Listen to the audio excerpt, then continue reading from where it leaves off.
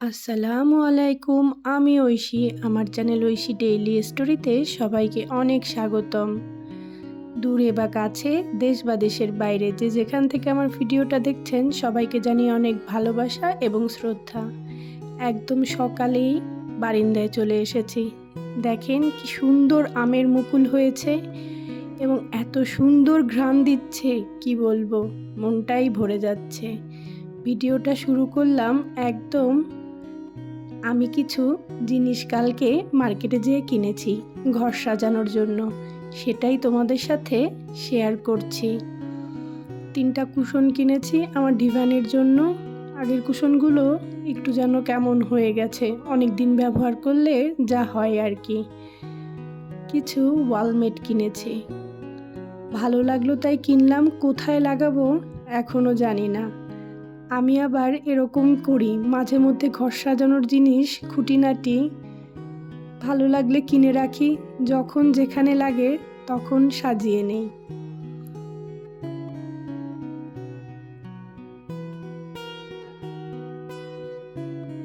এই আর্টিফিশিয়াল ফুলগুলো কিনেছি, আমার কাছে বেশ ভালো লেগেছে।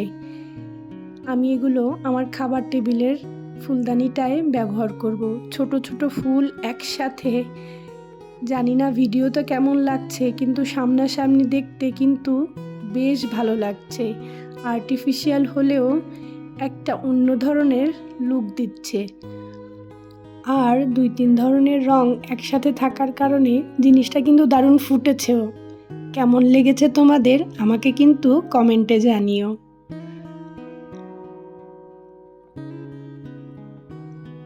তিনটা কুশন কভার কিনেছি, ওই ডিভানের জন্যই কিনেছি। ভালো লাগলো আর প্রাইসটাও বেশ রিজনেবল ছিল, তাই কিনলাম। এখন তো সব কিছু অনলাইনেই পাওয়া যায়, তারপরও মাঝে মধ্যে মার্কেটে যেয়ে খুঁটিনাটি জিনিস কিনে মজাই আলাদা। ঘুরে ফিরে দেখে কিনতে আমার কাছে বেশ ভালোই লাগে। এটা লেজ কিনেছি, ওভেনের কভার, ওয়ার্ড্রবের উপরের কভারের জন্য ব্যবহার করব।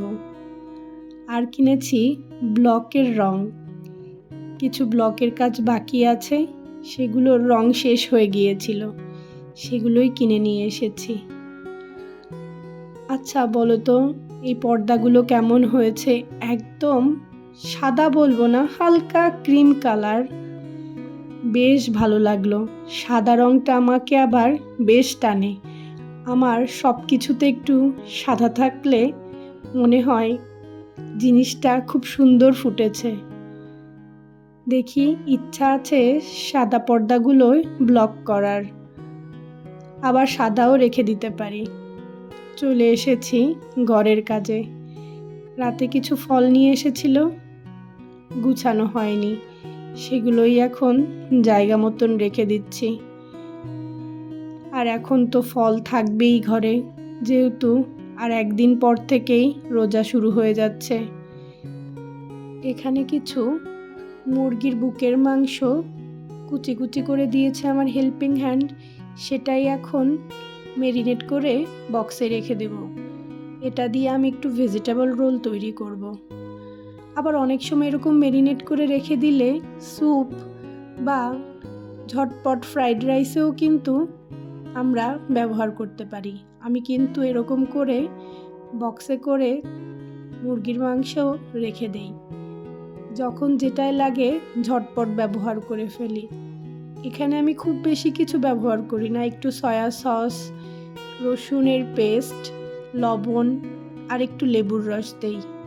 লেবুটা আসলে আমার শেষ হয়ে গিয়েছে, এই কারণে এখন দিলাম না, কিন্তু যখন ব্যবহার করব তখন অল্প একটু লেবুর রস দিয়ে এই জিনিসটা কিন্তু আমি আমার সব কিছুতেই ব্যবহার করি। ভেজিটেবল রোল বলো, ফ্রাইড রাইস বলো, স্যুপ বলো, আসলে রমজান বলো আর সব সময় বলো, ছোটোখাটো জিনিস গুছানো থাকলেই কিন্তু আমাদের ঘরের কাজগুলো খুব সহজ এবং দ্রুত হয়ে যায়। কিছু জামা কাপড় ছিল, সেগুলোই গুছিয়ে নিচ্ছিলাম, কারণ একবার রান্নাঘরে ঢুকে গেলে আর এগুলো গুছাতে ইচ্ছা করে না, পরের দিনের জন্য রেখে দেই। এই ডিভান কভারটা কিন্তু আমার নিজের হাতে করা, এই ব্লগটাও কিন্তু আমি নিজে করেছি। আসলে আগে এগুলো করতে কষ্ট হতো না, বেশ ভালোই লাগতো, কিন্তু ইদানিং কেন যেন ধৈর্যে আর পেরে উঠি না। আসলে সংসার, বাচ্চা কাচ্চা, নিজের কিছু কাজ, তারপরে কিছু এক্সট্রা কাজ করতে গেলে আলাদা করে এফোর্ট দেওয়া লাগে। যাই হোক, তাড়াতাড়ি জামা কাপড়গুলো জায়গায় রেখে চলে যাব রান্নাঘরে। ড্রয়ারের অবস্থা দেখেছো? যতই গুছাই না কেন, দুইজন যখনই জামা কাপড় বের করবে একটার জায়গায় দুইটা তিনটা আগোছালো করে তারপরে বের করবে। আসলে বাচ্চাদেরকে কি আর বলবো, ওদের তো এটাই কাজ, আর আমাদের মায়েদের কাজ হলো গোছানো।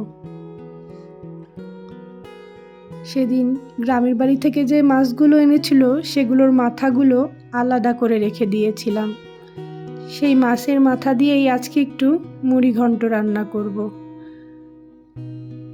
আসলে বাসায় আমার শাশুড়ি নেই, চলে আসবে 2-1 দিনের মধ্যেই, শুধু আমরা দুজন তো, আর বাচ্চারা এই খাবারগুলো একেবারেই খেতে চায় না, তাই অল্প করেই রান্না করব। আর আজকে শরীরটা একটুও ভালো যাচ্ছে না, মাঝে মধ্যে এরকম লাগে যতই কাজ করি মনে হচ্ছে এগোচ্ছেই না, খুব আলসেমি লাগছে।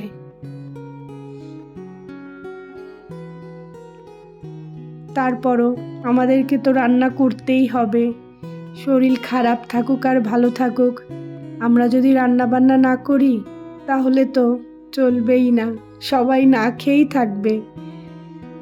তাই ঝটপট খুব অল্প করেই রান্না করে নিচ্ছি। মুগ ডাল দিয়ে রান্না করব, তো মুগ ডালটা আগেই একটু প্রেসার কুকারে সিটি দিয়ে সেদ্ধ করে নিয়েছিলাম, না হলে বেশ সময় লাগে, আর আজকে আমার রান্নাঘরে একদমই সময় দিতে ইচ্ছা করছে না। এই যে বলতে বলতে আমার কিন্তু ডাল রান্না প্রায় শেষের পথে।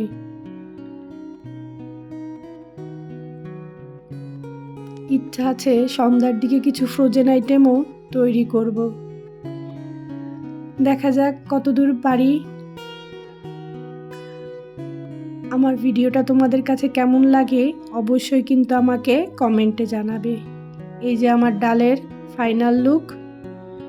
আজ তাহলে এ পর্যন্তই, সবাই খুব ভালো থাকবে, সুস্থ থাকবে, নিরাপদে থাকবে। আল্লাহ হাফেজ।